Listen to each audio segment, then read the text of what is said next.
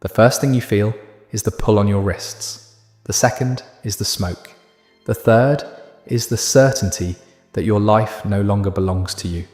You are 17, still wearing the clothes you slept in, and as they drag you across the wet sand toward the shore, you know your village is gone. Not conquered, not defeated, erased. The men who captured you don't speak your language. Their voices sound like growls, their laughter like animals celebrating an easy kill. You don't understand their words, Pike, but you understand this: they don't see you as a person. The ship waiting on the beach looks alive, long, narrow, its wooden ribs stained with salt and old blood. A dragon's head carved on the prow watches you with hollow eyes. You don't wait for the shove. Your legs are too weak to resist. You fall to your knees. A tear slips down your cheek. They laugh. To your left, a woman tries to run. A Viking strikes her with the flat of his axe and she collapses. To your right, a child screams for his mother. No one answers. Everything happens fast. Too fast to think. Too fast to pray. All you can grasp is this: you are loot, a commodity, someone's future profit. And as the ship pushes away from the shore, as your home becomes nothing more than a fading shape on the horizon, you learn a truth no one ever taught you. Vikings didn't come for gold, they came for people. If stories like this matter to you, hit the like button and subscribe. Now, we continue. Before the ship even touches deep water, you've already been absorbed into a machine, a system that existed long before you were born and would continue long after you died. Because for the Vikings, slavery wasn't a byproduct of war. It wasn't an accident. It wasn't a tragedy. It was the business model. Every raid, every burning village, every woman ripped from her home followed a logic as cold as iron. Captives were worth more than gold. The men who took you weren't acting out of rage or instinct. They were investors. A chieftain gathered partners, landowners, warriors, merchants, and together they financed an expedition. Timber for the hull, iron for the rivets, wool for the sail, pitch for waterproofing, food for weeks at sea. A single ship represented more wealth than your entire community could produce in years. The timber alone required the felling of dozens of mature oak trees. The iron rivets, hundreds of them, had to be forged by skilled blacksmiths over weeks of labor. The woolen sail cost as much as a small farm, and the crew, 30 to 60 men who expected payment, food, and a share of the profits. The investment was staggering, and because they invested so much, the return had to be guaranteed. Human beings were the safest investment. Gold runs out, silver can be stolen, livestock dies. But a person could be sold today, worked tomorrow, bred into more labor a year later, and disposed of whenever necessary. A person cannot rebel in court, cannot testify, cannot refuse. A healthy young woman could sell for the equivalent of 8 to 12 cows, more wealth than most families would see in 5 years. A single ship carrying 20 captives represented a fortune that could fund the next raid, buy land, secure alliances, and elevate a chieftain's status for a generation. The math was simple. The profit was guaranteed. To them, you were the perfect asset. The ships themselves were designed for human hunting. The shallow draft allowed them to skim rivers no one thought navigable. A community 100 miles inland could wake up to Vikings on their doorstep. There was nowhere to flee. The Irish chronicles describe it with chilling simplicity. They came from the sea like wolves. What they could not take, they burned. But what they wanted most, what they calculated first, was not silver, not weapons, not treasure. It was women. Young women brought the highest prices. Young women lasted the longest under forced labor. Young women produced the next generation of slaves. Every captured girl was a walking investment portfolio. Some were kept for work, some for concubinage, some for breeding. Others were sold repeatedly across hundreds of miles, from Ireland to Scandinavia, from Scandinavia to Kiev, from Kiev to Constantinople. Your life, your future, your body, All of it fit neatly into their economy. For them, you weren't a tragedy. You were a return on investment. Not everyone taken in a raid shared the same fate. The Vikings knew precisely who they wanted and who they didn't. As the ship joins others returning from different coasts, you begin to notice the glances.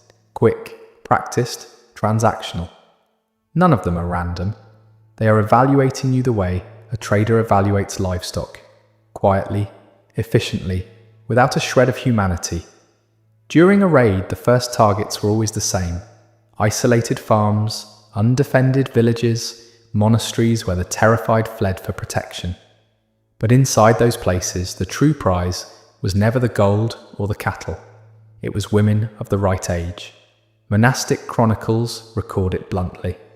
They took the young, those who could walk, those who could obey. The elderly were useless. Mothers with newborns slowed the march. The injured offered no profit. Many were killed on the spot to save time. But you were separated. You remember the exact moment. A rough hand gripping your arm. Your mother screaming your name. The ground spinning as 3 warriors pulled you away. The sickening realization that you could not follow her voice anymore. What happened to you was not hatred. It was accounting. Your age meant labor. Your body meant endurance.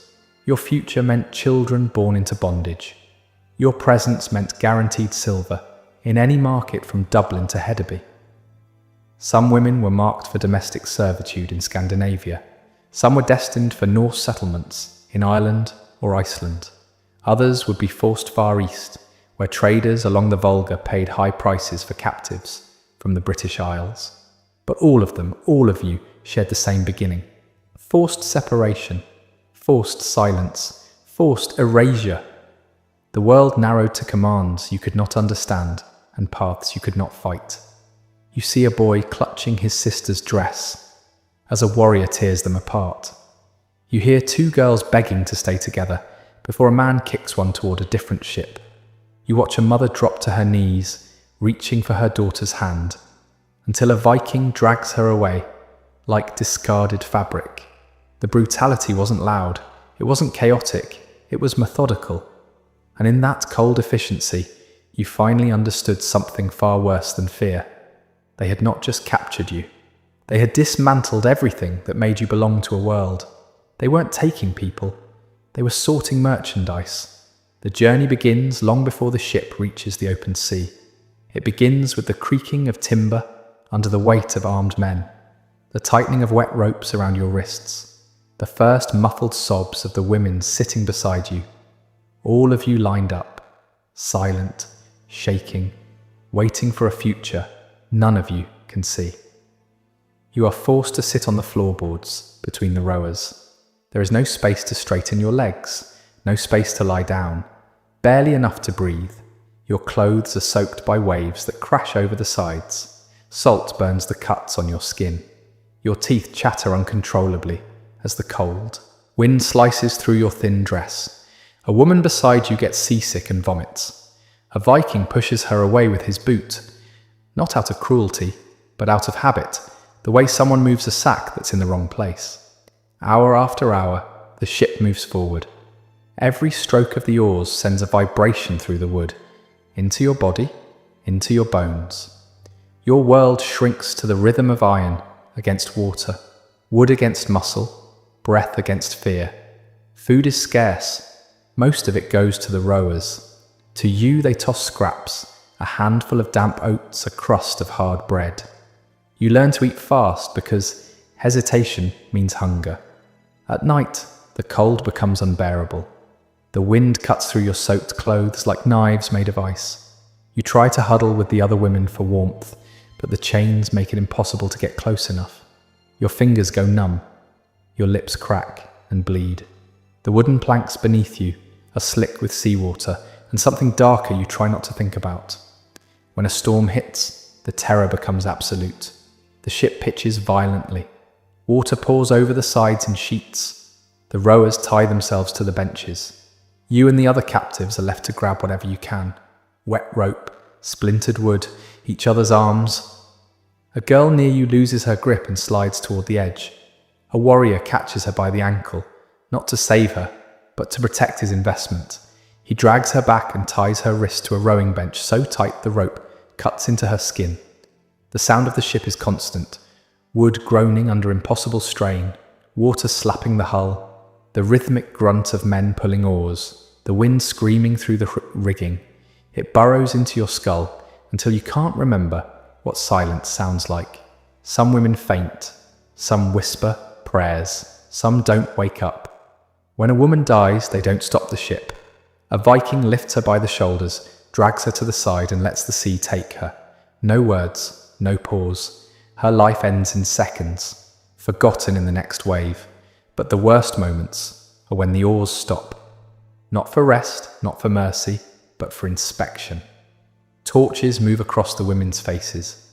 Warriors check your arms, your teeth, your posture, evaluating which of you might survive long enough to be sold. The weak are noted, the feverish are ignored. One woman is pulled aside, she doesn't return. You learn quickly that on this ship, invisibility is survival.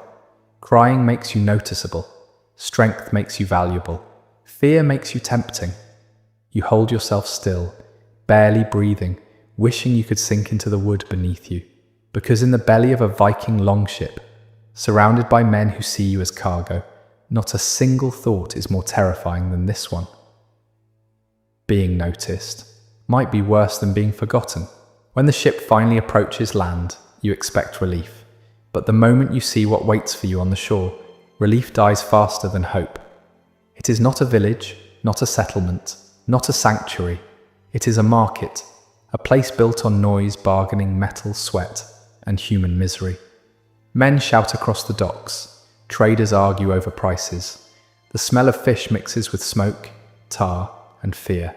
Your feet touch the pier and nearly give out beneath you. Not because you're weak, but because the reality hits you all at once. You are not taken for revenge, you are taken for sale.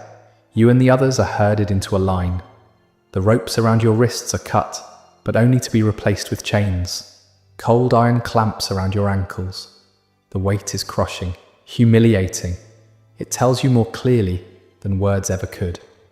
You are inventory. A crowd begins to gather. Men walk past, inspecting each of you with the same detached interest they would give to livestock. They check your teeth, your posture, your arms, your age. They speak openly about your body as if you cannot hear them, as if you are deaf or dumb, or simply not worth acknowledging.